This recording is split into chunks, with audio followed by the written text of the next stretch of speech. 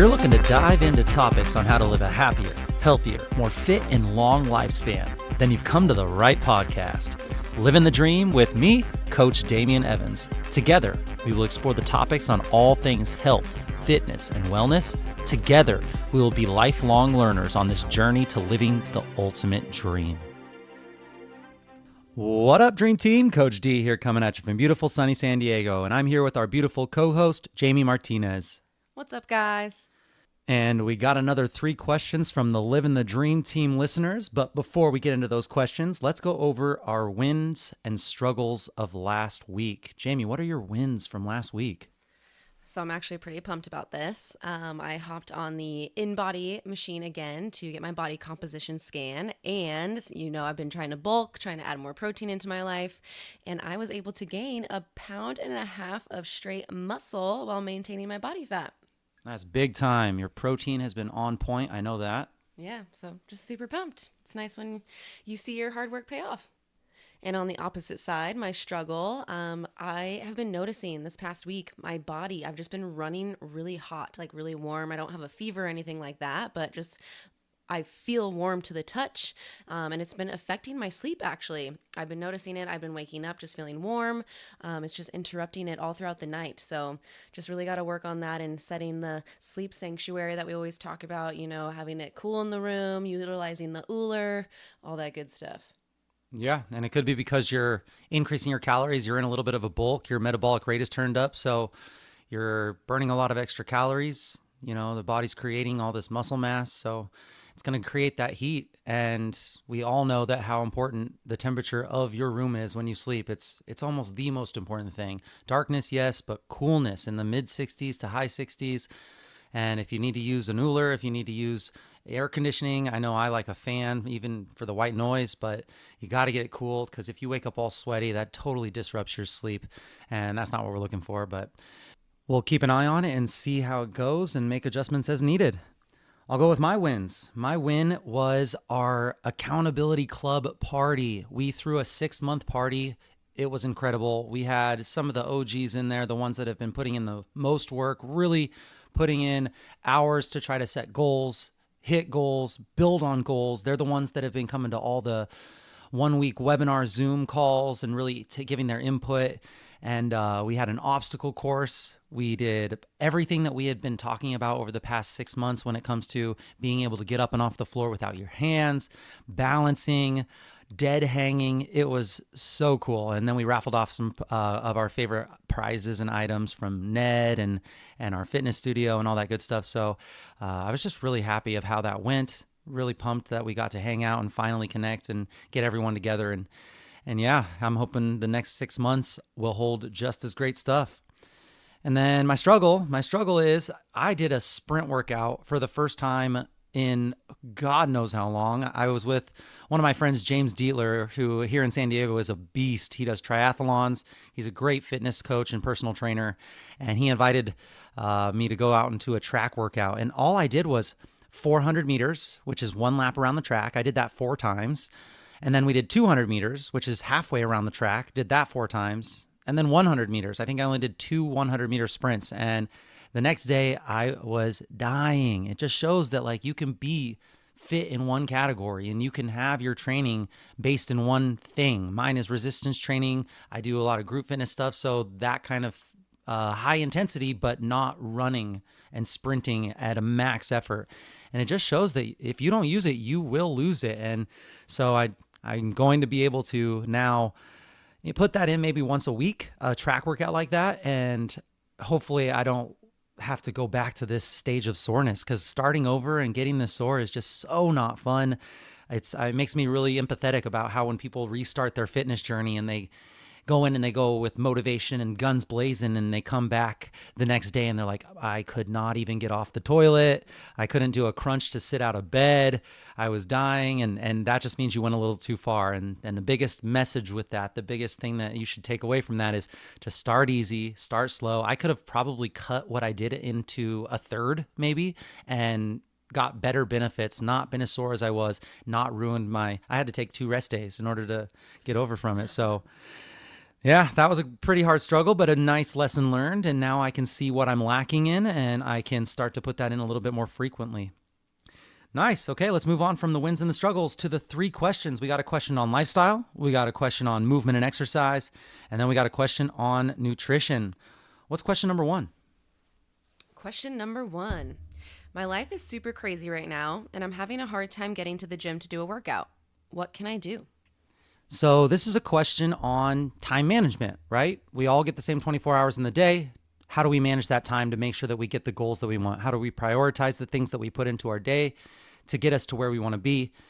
And how do we stack the things that are probably not working great for us with things that might be helping us to get to our goals? So, time management, the biggest thing that I've done that has really helped me is I create a list of tasks that I need to get done that day or that week. Once I have that list, I then slide those tasks into a time block where I know exactly what order I want to do it the next day.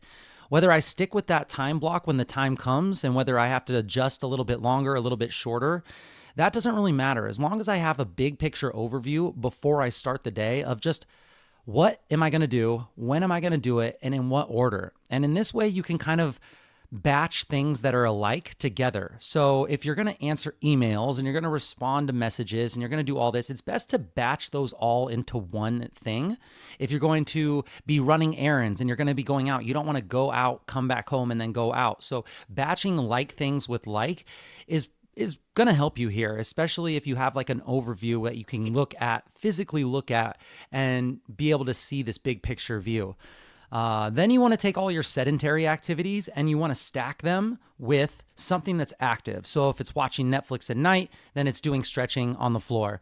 If it's watching your kids, you can build activity into hanging out with your kids. So back in the day, they didn't have exercise where you had to go to a gym, work out, and leave. Life was the exercise. So you can do the same thing. Maybe you're busy because you have to watch your kids. Maybe you make yard work part of the workout and you incorporate the kids into it. Maybe you add little tiny movement snacks into your day where you're breaking up your work hours with a little bit of walking in between each 1 hour block. Or maybe you just make it a goal where you input movement, extra movement throughout your day, like parking farther away or taking the stairs or making carrying your groceries a workout. Instead of trying to go the fastest way to your house, maybe you take the long way around the house, up the stairs, and you're carrying all the bags with one trip. So this is all about how can I create the life that I want based on what my time is giving me. And exercise, honestly, is going to be not a super important pillar when it comes to having to go to a gym, work out, and leave. You're going to have all those other pillars of fitness that you really want to focus on. So if I'm not able to invest an hour out of my day to go to the gym, work out, and leave, then I better have my sleep on point. I'm going to make sure that whatever my sleep looks like, I do the best that I can to get the best quality and quantity of sleep so that I'm recovered.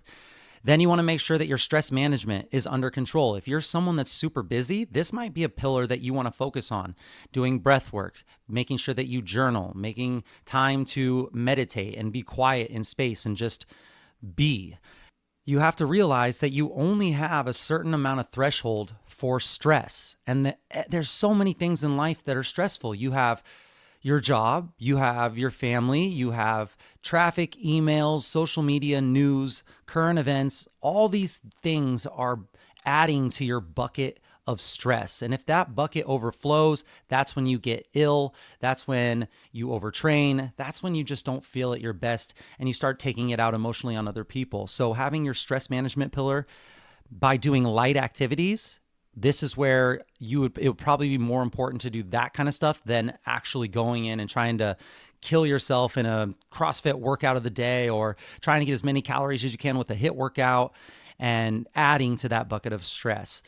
So for someone like this that's super, super busy, I would say sleep, number one, figure it out. Stress management, get that under control. And then for your exercise, make it more light. Something like walks or hikes, which you can totally do with your family. Maybe putting on a backpack, filling it with weights, and do some rucking so that if you're doing a hike with the little ones, it can even itself out. It can scale it for you. You can put some heavy weights in your backpack and they can be on their feet. And so now you have a 5-year-old walking with you and you're getting a good workout in because you are weighted down with a rucksack. That could be something that you could do.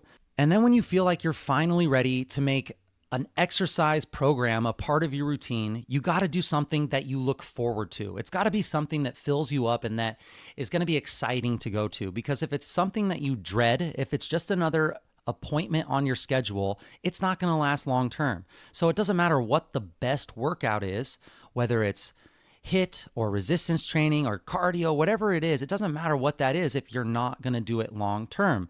So figure out what you enjoy doing that is active, that gets your heart rate up, and maybe at a moderate intensity, something that you could do for about 150 minutes a week.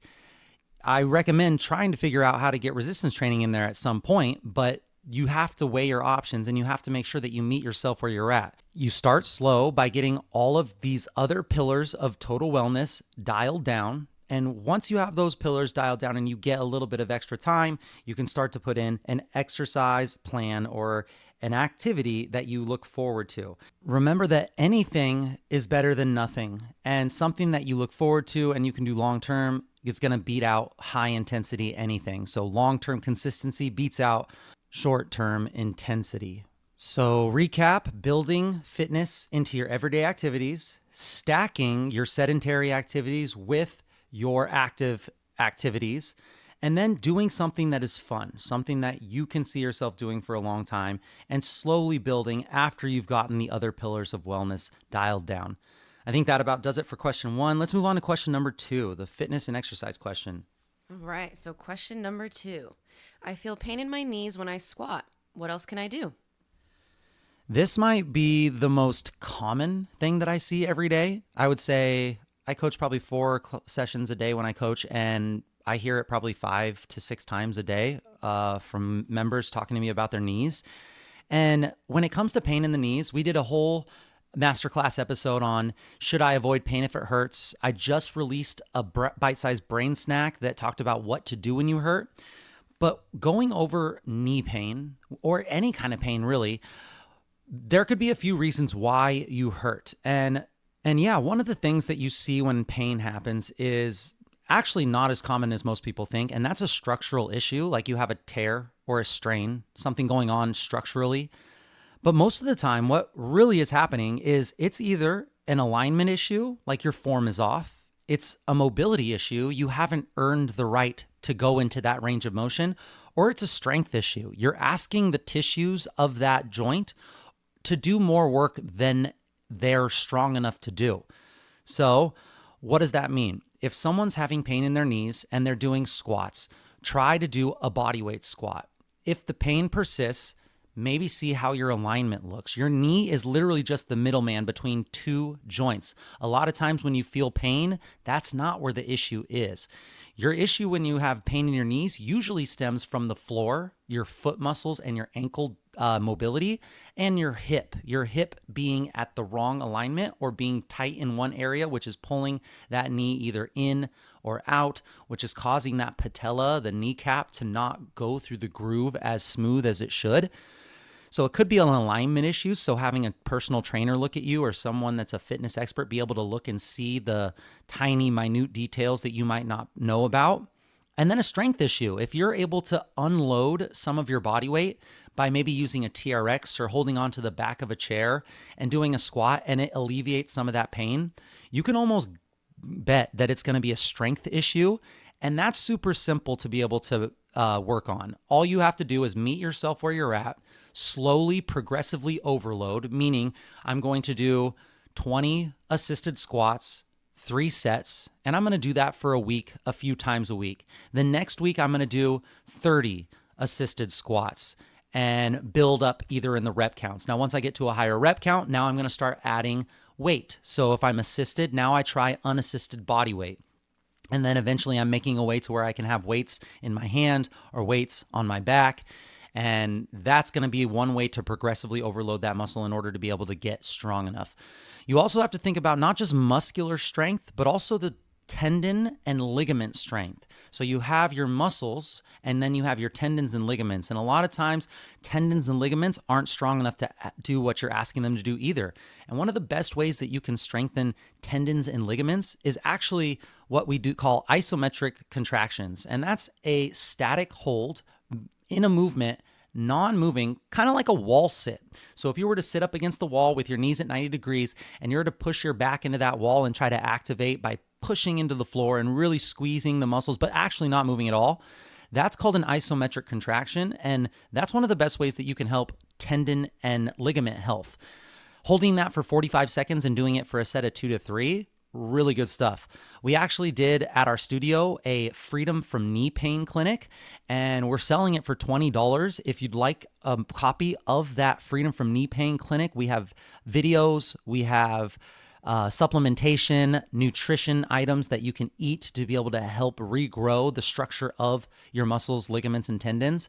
Let us know, hit us up, send us a DM on Instagram or an email, and we can make that happen. But what's really important to understand here is that if you don't use it, you're going to lose it. So if you're someone that doesn't ask your knee joint to hold up a lot of weight all the time, like let's say you sit a lot, let's say you don't ever let your knees go past 90 degrees, then you're going to lose that ability. So it's up to you to be the CEO of your own health and do things that'll train you to get to the centenarian decathlon. What are the things that you want to do when you're 100 years old? Do you want to be able to sit in a deep squat? Do you want to be able to hold your great grandchild up? Do you want to be able to hang from a bar, to be able to hold your own weight up? All these things you're going to have to do leading up until you get to 100.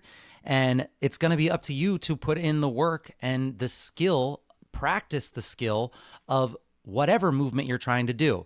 So for knee pain, work on your foot strength. If you wear shoes all the time, try to go barefoot a little bit more. That's going to help strengthen the muscles of the foot and ankle, which will then help to support and stabilize moving up the chain to the knee. Work on your hip mobility. If your hips can't rotate out or rotate in, externally rotate or internally rotate, then you need to be sitting on the ground a lot more and doing the 90-90 hip mobility stretch where you have your knees at 90 degrees, one forward and one back, and you can kind of rotate through stuff like that. We have a bunch of mobility flows that I can help you with if you have any questions on that. And it's just all about slowly building the capacity to be able to load up that joint and it being strong enough to do the things that you want it to do. It's not something you should avoid. You shouldn't try to go away from all squats and lunges because it's going to make it worse in the long run. You can't hope on knee replacements or cortisone shots. These are all band-aids because if you don't fix your alignment, then you're just going to keep grinding away at something that is a deficient movement pattern. So be the CEO of your own health. Don't avoid the pain, but do it responsibly where you're working your way towards it. You're going to be uncomfortable when you're experiencing growth. So just know that as you go through this, I'm doing this every single day. I'm finding that edge of challenging a muscle, challenging a ligament or a joint or a tissue, and being able to stimulate that tissue for growth. You also have to understand that nutrition is going to be a huge important aspect of this. If you don't give your body the building blocks of what it needs to repair, then it's just going to keep breaking down. And this is something that I've had a really, really challenging struggle with as well. So I'm not chastising. I'm not telling everyone that they're doing it wrong. I'm also talking to myself. You got to break to build, and you got to give the body what it needs to rebuild. So start slow, start small, meet yourself where you're at. Track the amount of volume that you're doing for each exercise, and then slowly try to increase that volume by either increasing the amount of reps you do, the amount of time that you do the thing, or even the weight that it takes to do that thing. So hopefully that kind of helps a little bit. We do have a lot of episodes if you'd like a little more information, and I have tons of recommendations for books and podcasts on this exact subject. There's another book that I just finished that I have to recommend. I recommended it in the Bite-Sized Brain Snack, but if you didn't listen to that, it's called Built to Move by Kelly and Juliet Starrett. And then another amazing book is called The Align Method by Aaron Alexander. Definitely check those out. Built to Move and The Align Method. Cool. Okay, let's move on to our third and final nutrition question. All right, last one, number 3. What alcohol is best to drink if I'm watching my calories for a fat loss goal?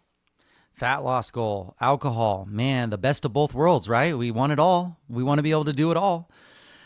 So, if we think about fat loss is going to be earned through a calorie deficit. And alcohol is really challenging because alcohol is a poison to the body, and the body wants to get that poison out as quickly as possible. So, when alcohol enters the system, all the other processes of breaking down carbs and fats and proteins, that goes on the back burner.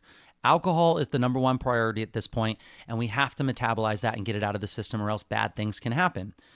Another thing about alcohol is that when it comes to the calories per gram, we have 7 calories per gram for alcohol, whereas carbs and protein are 4.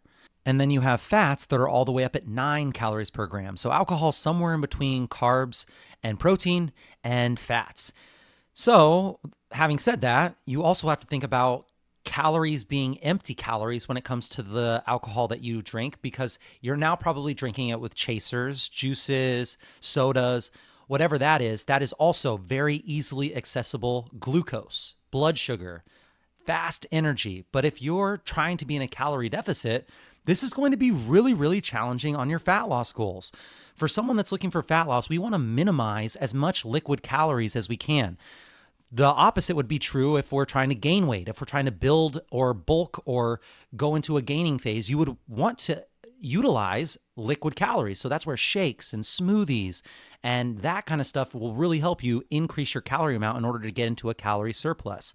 Knowing this, we kind of have to ask ourselves, how bad do I really want this fat loss goal, right? So if we're trying to get the best of both worlds, there's going to be a trade-off, and you're going to get to your goals less fast. You're going to make it harder on yourself. And if that's okay, if you're okay with that balance and it just kind of going a little bit longer, and maybe you're not going to get exactly what you're looking for, then that's totally fine. But you got to be honest with yourself. How bad do you want this goal? If this is something that you really want, then you got to become the person that does the things that get you to where you want to be. Now, having said that, let's talk about the person that does want to keep alcohol in their diet. I know a lot of our clients still drink. We still drink from time to time, and we still are able to attain our goals. So, Jamie, I know you got some low calorie options that you really like to recommend. What do you got for listeners that want to drink alcohol but are looking for fat loss? Yeah, so I have a few that will kind of put you right around that 100 calorie marker. So just things to keep in mind when you're making your decision when you're out. Light beer, and that's going to be your Bud Lights, your Coronas, your Michelob Ultras, all the ones that taste really, really good. Those are going to be right at 100 calories.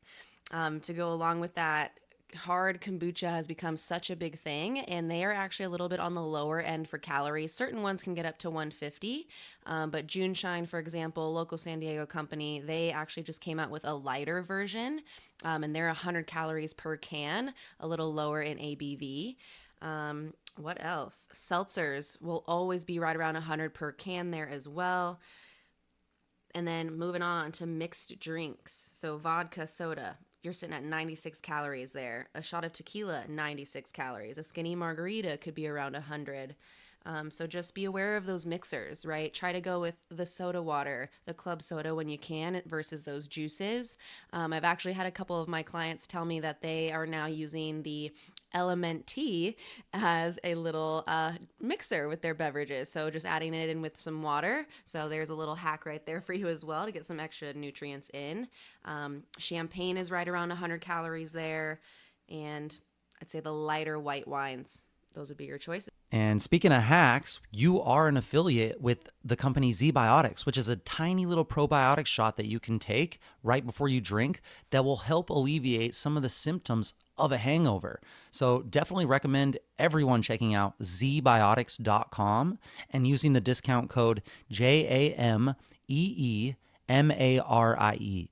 Check out ZBiotics, and if you have to drink, you might as well drink and make sure that you get no hangover the next day. There's definitely options for everyone out there for low calorie options, and you can just Google those as well.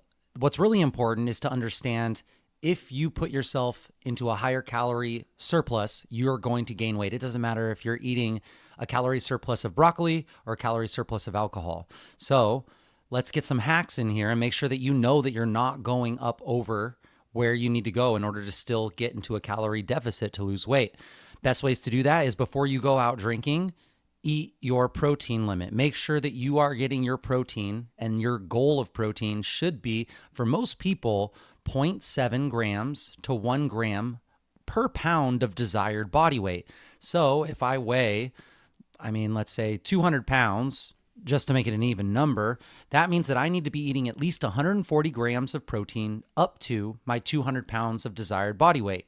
And I want to get that in before I go out drinking, because as soon as I start drinking, not only are the foods that I'm going to eat going to get put on the back burner and not used as energy, but I usually tend to make poorer food choices as I start drinking. You want to make sure that you avoid the holy trinity of fat gain so that the next day after you drink, you move normally. You move and you continue on with your exercise program.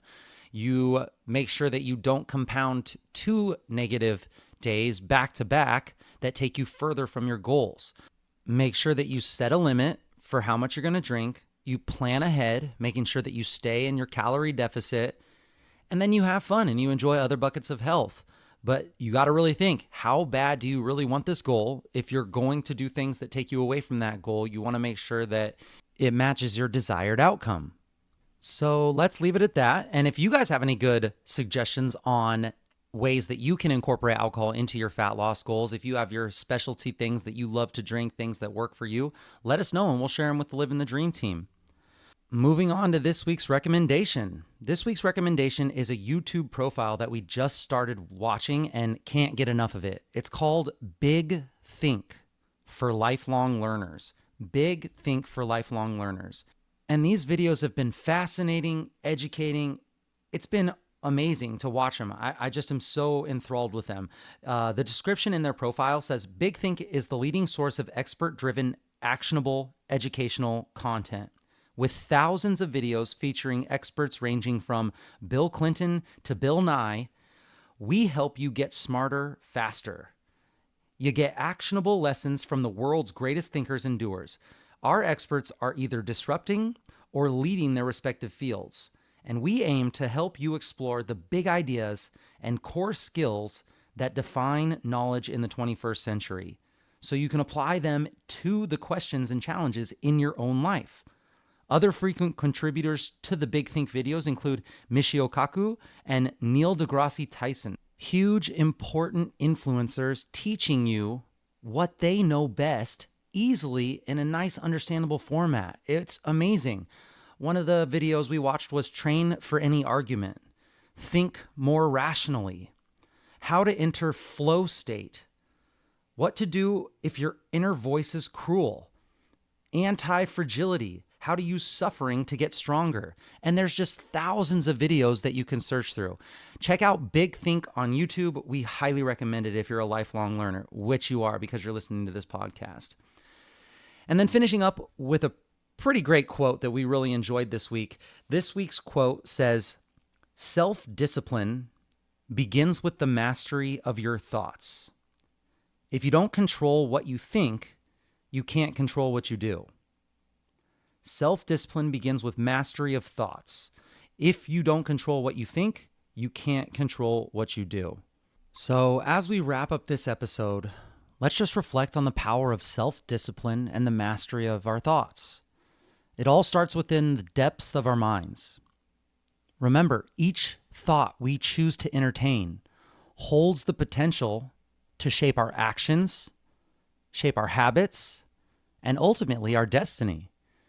It's within this realm of thought that the seed of greatness is sown. So let us cultivate a garden of positive, empowering, and purpose-driven thoughts. Let us dare to dream big, to envision our ideal selves, and to believe in the boundless possibilities that lie before us. With unwavering determination, let us embrace self-discipline as our guiding light, knowing that it is the key to unlocking our fullest potential. The path to success may be challenging, But by mastering our thoughts, we gain the power to navigate through obstacles, rise above adversity, and make our aspirations a reality. So, my friends, as we venture forth on this incredible journey called life, may our minds be fortified with self-discipline. For it is through the control of our thoughts that we unleash our greatest triumphs. Remember, you are the captain of your thoughts. And with this mastery, you have the ability to chart a course towards a future filled with purpose, filled with achievement and fulfillment. Stay focused, stay determined, and above all, stay true to the vision that burns brightly within your soul. And with that, we'll catch you on the next episode. Bye, guys. And that's it, my friends, for this week's episode. If you enjoyed this content and would like to support us in making more episodes like this one, it helps a ton if you could share this episode with someone that you think could benefit from it. You could also take a screenshot and post it on your stories and include one takeaway. That will help us understand how to make better episodes for you in the future. Another non-cost way to support us is to leave a 5-star review on whatever platform that you're listening to this on, if you feel like we've earned it. And if you have time, maybe write a short review. That would really help the algorithm gods show this podcast to others who may be looking for good health, fitness, and wellness information. I know that time is the most valuable thing that we have, and I am so grateful for you listening all the way to the end.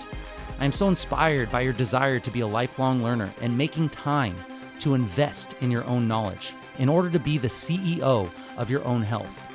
We're going to be right here with you, helping make us stronger, happier, and healthier humans. Until next time, friends, keep living the dream.